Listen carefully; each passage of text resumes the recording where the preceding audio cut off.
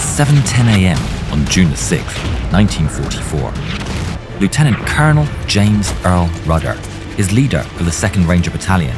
He looks up the wet face of the cliff. Colonel, ropes are useless. They're too heavy to use. They took too much water. Grenades begin to fall from above. Dust and dirt fall from all sides. Sir, what do we do now? His mind drifts back to just 5 months earlier, where the plan had been explained to him in a dusty briefing room in London. We're arranging a multi-pronged attack to take Normandy and finally put a dent in the Germans' fortress Europe. But the Germans have something that could be problematic for our plans. 6 French trophy 155mm cannons based on the top of the 100-foot cliff at Pointe du Hoc with an effective range of over 20,000 yards. If those cannons remain in play, they'll inflict massive losses upon our troops in both Omaha and Utah. The plan is to land here at Pointe du Hoc. There are 100-foot cliffs plus fortifications around this battery. The battery is manned by 200 Germans, surrounded by some barbed wire and minefields. We need you to not only destroy those guns, but then hold the point until reinforcements arrive. It's likely to be the most difficult mission of your career. D-Day arrives on the 6th of June 1944. Hundreds of Rangers from the 2nd and 5th Battalions move from their troop ships to board their 12 LCA landing craft and 4 Duck W amphibious vehicles and start their journey towards France. Approaching France, the group splits into 2. The commander of the Rangers' 5th Battalion, Lieutenant Colonel Schneider, and his Rangers stay behind in their landing craft and watch as Rudder and 3 companies of the 2nd Battalion push the final miles towards the French coast. Schneider settles down to keep watch. As soon as Rudder captures the cliff and signals, Schneider and his men will rush in to support them. LCAs occasionally had trouble when it came to stormy conditions. Unfortunately for the Rangers, the weather was with the Germans that morning. An easterly tidal current begins pushing the LCAs off course, almost as soon as they break off from the group. Hold on, boys! We picked one hell of a day for a sea assault! 4-foot waves rock the craft as they head towards the coast. One heavily laden landing craft gets swamped and it swiftly drops below the waves. Its crew struggle, but survive. Then, another goes down packed full of supplies. Only 1 man is rescued. In less than half an hour, all of the Rangers' supplies and a chunk of their reinforcements have been lost. As the shore comes into view, the fog of war is already present. Earlier, planes had dropped smokescreen over the water, giving the Rangers a small amount of protection, but also now hampering their visibility. When the smokescreen finally begins to clear, Rudder notices something's off. What is this?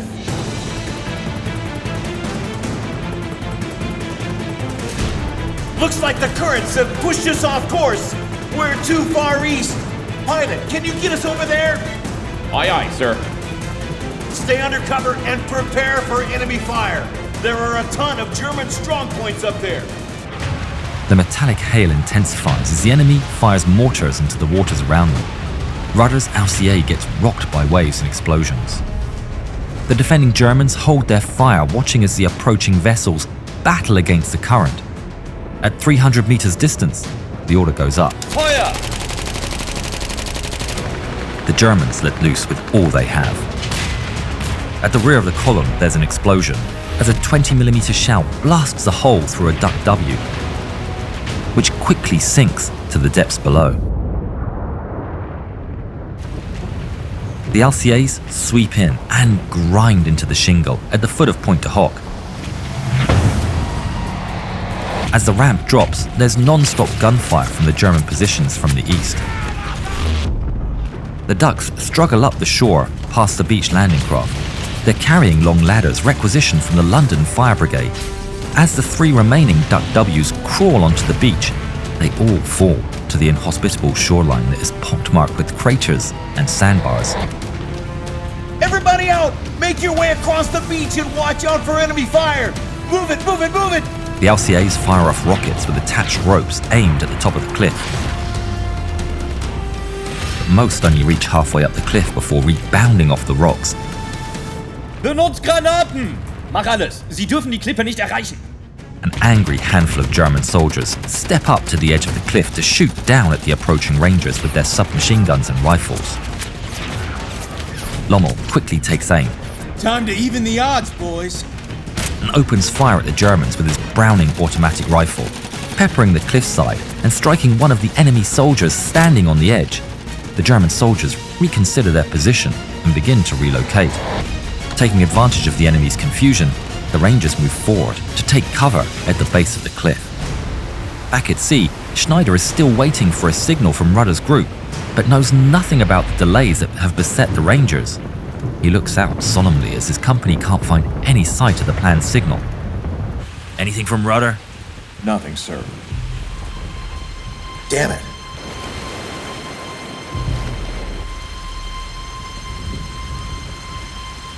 Okay. Head for Omaha. From there, we'll land with the 116th Infantry and work our way to the point. Back at the point, a German soldier ignites a potato masher grenade, and it lands at the feet of one of Rudder's Rangers. Horrified, Rudder quickly spots the danger. Thinking quickly, he grabs it from the beach and throws it out of the way. Under mortar and gunfire, Rudder and the Rangers try to find cover near the base of the cliff. Colonel, ropes are useless. They're too heavy to use. They took too much water. There's a clang of metal upon stone as a grenade lands between two Rangers, leaving the ears of the survivors ringing. Rudder, who has suffered a mild concussion, is trying to figure out what to do next. For a moment, it seems like there are no options. Meanwhile, shells from the sea are hitting the cliff, causing pieces of rock to fall onto the Rangers.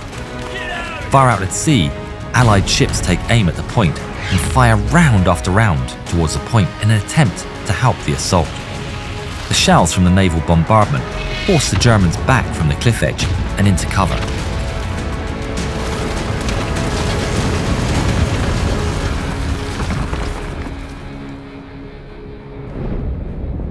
Rudder looks at his men and notices the mound as dust settles.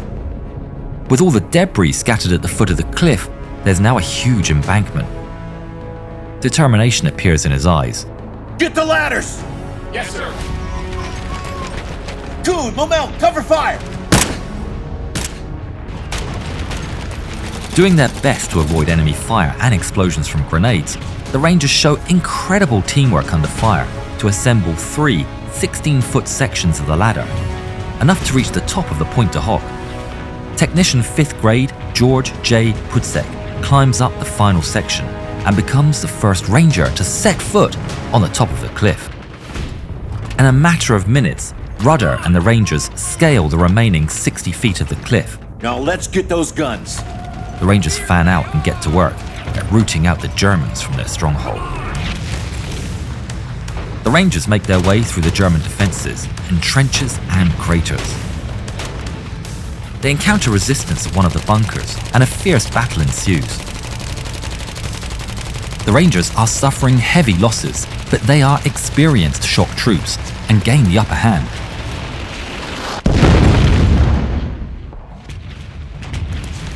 Rudder jumps up and sprints for cover.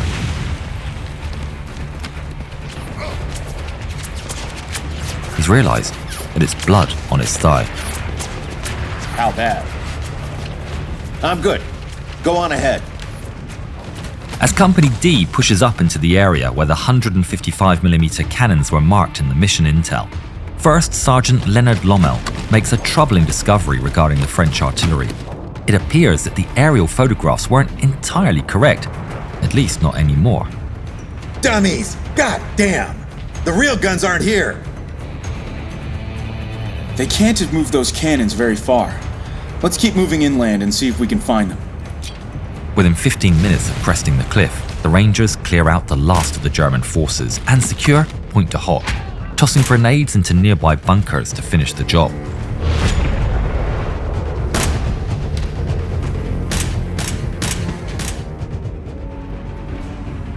Colonel Rudder commandeers one of the bunkers on the promontory.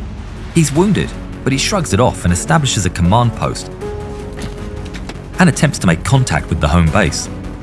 Located Pointe du Hoc. The point is secure. We need ammunition and reinforcements. Many casualties.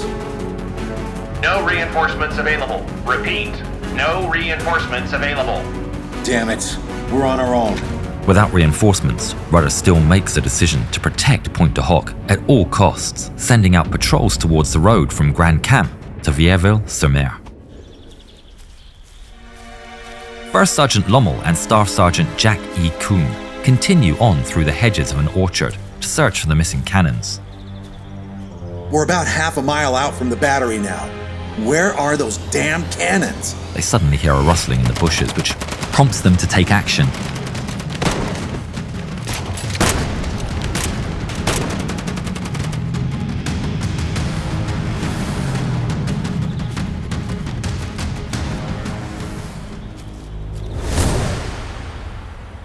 You know what to do, Lamel.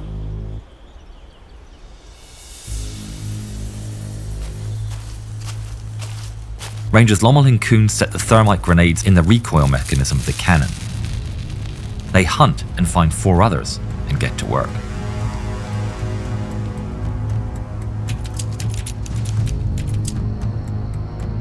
The heavy cannons have all been disabled. Thank God. Now we just have to hold this damn rock. Rudder is relieved, but now, as he surveys his men, he knows the next stage of his mission to hold the point will be just as hard. How many men would he lose? As night falls, the men prepare for the inevitable counterattack from the Germans. Just before midnight, the Americans are startled by a general outburst of whistles and shouts close by on the orchard slope. The Germans attack. But the Rangers hold firm, forcing the Germans into retreat.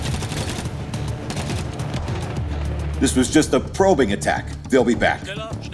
An hour later, the Germans stealthily move through the fields and orchards. Incredibly, they get to within 50 yards of the Rangers without being detected. The Americans once again hear whistles, and what seems to be the shouting of names up and down the front, a kind of roll call.